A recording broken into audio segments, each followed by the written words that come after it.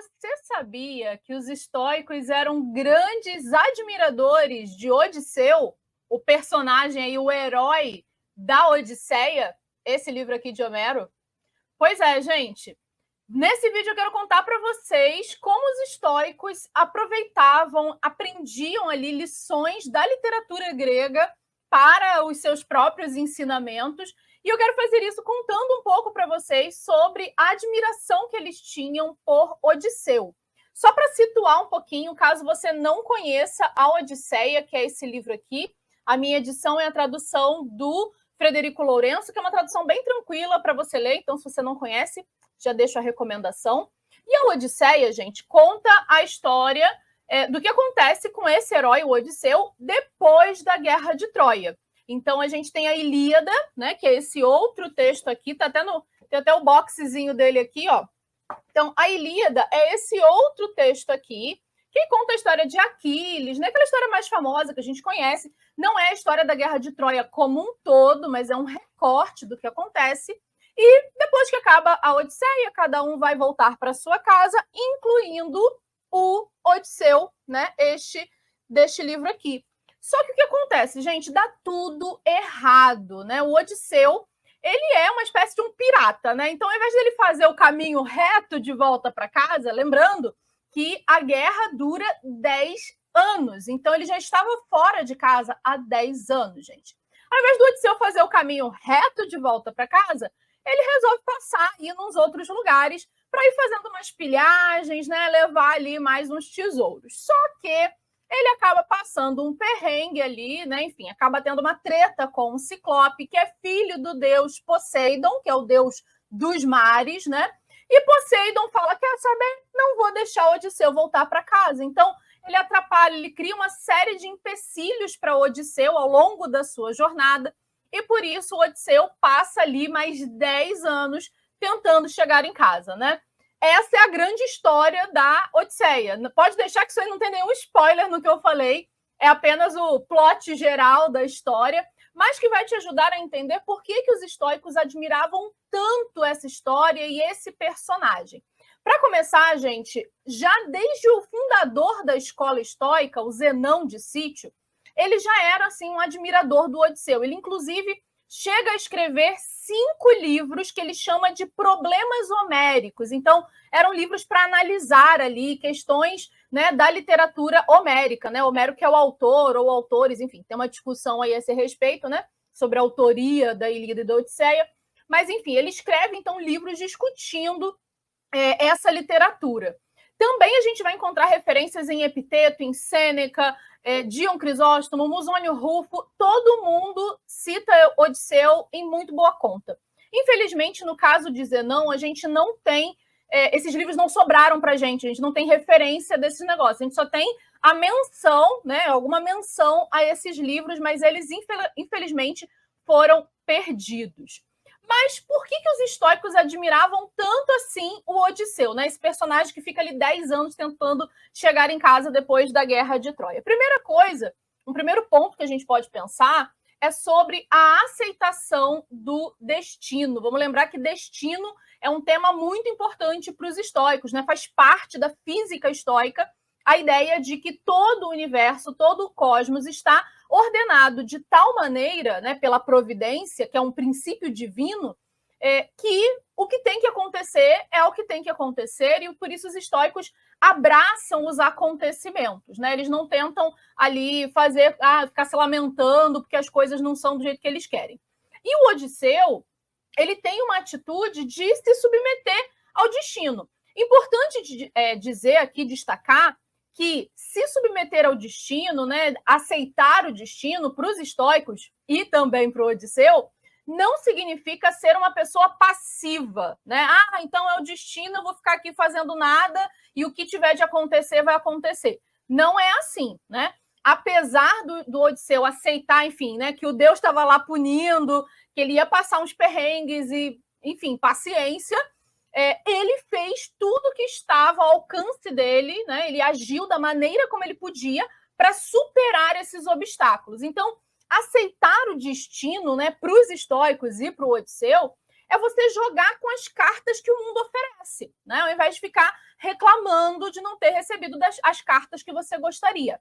É óbvio que isso aqui, importantíssimo, gente, um parênteses aqui importantíssimo. Não use esse trecho de aceitar o destino e jogar com as cartas que o mundo oferece como justificativa de coach barato, né, para dizer que só é pobre quem quer, porque não trabalha, porque qualquer coisa do gênero, que você não conquista as coisas que você quer porque você é preguiçoso. Por favor, não se trata de nada disso, tá?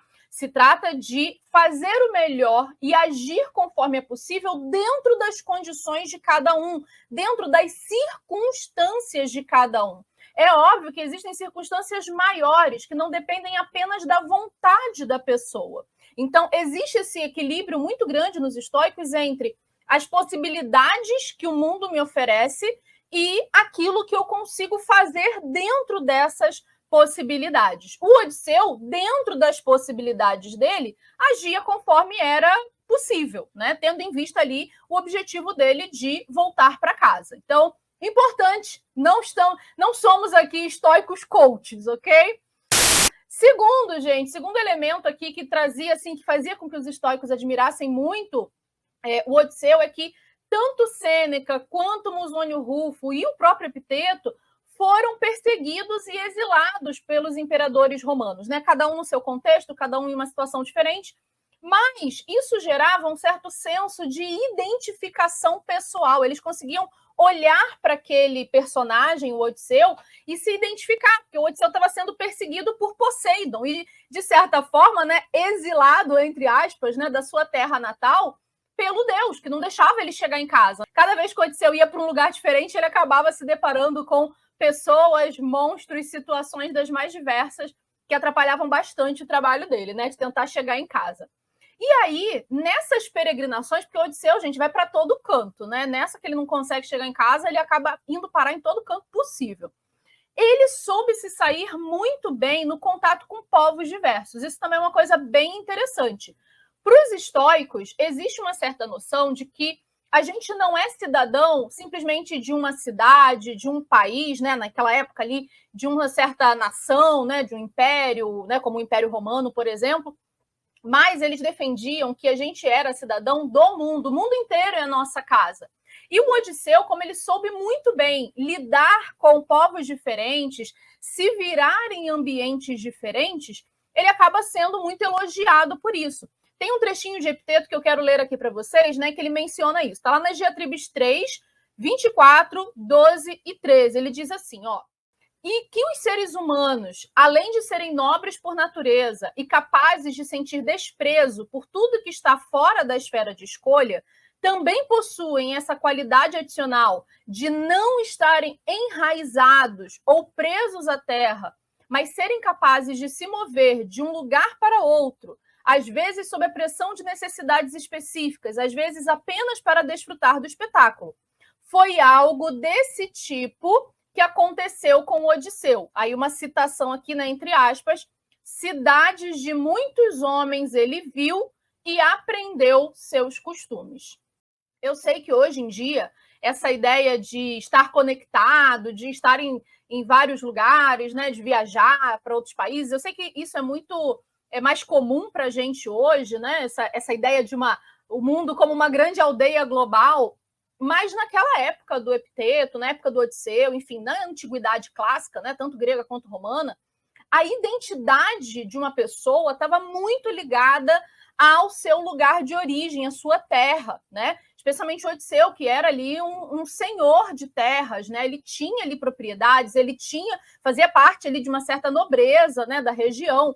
E aí ele estar perdido por aí, sem sua terra e naturalmente, né, por conta disso, sem seus títulos de nobreza, sem o papel que ele tinha, que ele desempenhava na sua casa, e saber lidar muito bem com isso é, para os estoicos, assim, um grande exemplo de alguém que entendeu que sua casa, na verdade, é o mundo inteiro, não é apenas um lugar, uma região que ele fica restrito. Um último aspecto aqui que eu queria trazer, né, o terceiro e último aspecto, é que Odisseu ainda é muito valorizado pelos estoicos porque ele toma uma decisão muito sábia rejeitando a imortalidade que a ninfa Calipso oferece a ele, né? Tem uma das aventuras do Odisseu aí, ele fica preso numa ilha com uma ninfa chamada Calipso, e Calipso, né, se apaixona pelo Odisseu e propõe a ele o seguinte, fala, olha, fica aqui comigo na minha ilha, fica, né, se torne aqui meu marido, meu amante aqui, e eu prometo a você que eu vou te tornar imortal, em primeiro lugar, e segundo, você não vai envelhecer, porque também não adianta imortalidade se você ficar envelhecendo infinitamente, né? Então ela promete a ele, fala, ó, vou te dar a imortalidade e a juventude eterna. E, gente, isso na mentalidade de um grego antigo, a juventude eterna seria uma coisa assim maravilhosa. Imortalidade, então, opa, né? Maravilhoso. Só que o Odisseu, ele não aceita essa oferta, né? Será que você aceitaria? Se quiser, me conta aqui nos comentários se você aceitaria essa oferta. Imortalidade e juventude eterna.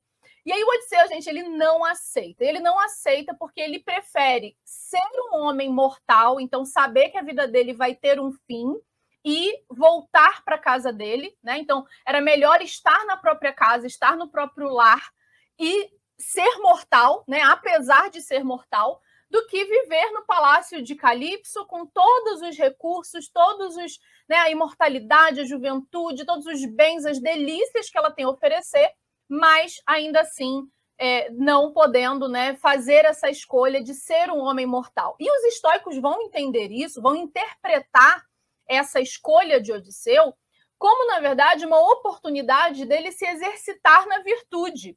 Por quê? Sendo ele um imortal, sendo ele quase que um deus, né, elevado ali a uma categoria divina, ele não precisa mais se exercitar na virtude, né? Os deuses gregos, eles não são definitivamente virtuosos do jeito que a gente pensa, né? Pelo contrário, eles podem ser briguentos, ciumentos, né? Se você já leu a Ilíada, se você conhece um pouco de mitologia grega, você sabe disso, né? Eles podem ser bastante encrenqueiros. E o Odisseu, do ponto de vista dos estoicos, prefere continuar vivendo como um ser humano e com todas as delícias e as dores que isso implica, do que necessariamente se tornar ali uma espécie de Deus e, né, não se preocupar mais com essas coisas humanas. E aí, gente, eu quis trazer esses pontos aqui, quis trazer essa ideia aqui para vocês. Vou deixar também aqui na descrição o link de um livro, né, que eu consultei aí, que me ajudou também a encontrar essas referências, o link também do livro de Epiteto das Diatribes, em que ele menciona a citação que eu li, mas quis trazer tudo isso para, primeiro, apresentar uma conexão legal para a gente, né, para a gente pensar aí que os estoicos não eram fechados numa bolha, né, da filosofia estoica, mas eles conheciam e dialogavam muito bem com sua época. Epiteto, por exemplo, vive citando Aquiles, citando Odisseu, citando outros personagens ali das histórias homéricas, né, da Ilíada e da Odisseia, seja positivamente ou negativamente, né? Aquiles geralmente não é citado em boa conta pelo Epiteto, né? Mas isso mostra que eles conheciam muito bem, apesar do Epiteto, por exemplo, estar a séculos de distância das histórias da Ilíada e da Odisseia, eles tinham contato, né? Ele tinha um contato, e os estoicos em geral tinham contato com a literatura, porque essa literatura os ajudava tanto a entender até mesmo a sua própria filosofia, né? A ilustrar melhor a sua própria filosofia, quanto ampliava a sua perspectiva de mundo. Então, nesse mês que a gente está falando, né, sobre saúde mental, sobre estoicismo, eu quero te convidar também a não apenas conhecer o estoicismo, conhecer ali os filósofos estoicos, inclusive deixei aqui um vídeo sobre 5 livros para você começar a conhecer o estoicismo, vou deixar também o link aqui na descrição, caso você não tenha assistido, mas eu quero te convidar a expandir os seus horizontes e a ler outros livros, especialmente de literatura, não apenas de filosofia, que é super importante, recomendo, mas também de literatura, porque eles permitem a gente viver outras vidas, expandir nossas visões, perceber, pensar com outra perspectiva, né? Experimentar coisas que talvez na nossa vida mesmo a gente nunca vai experimentar, a gente nunca vai viver situações como aquela, mas a literatura nos permite transcender o nosso tempo e a nossa época. E aí eu indico para você não só a literatura antiga, como a Ilíada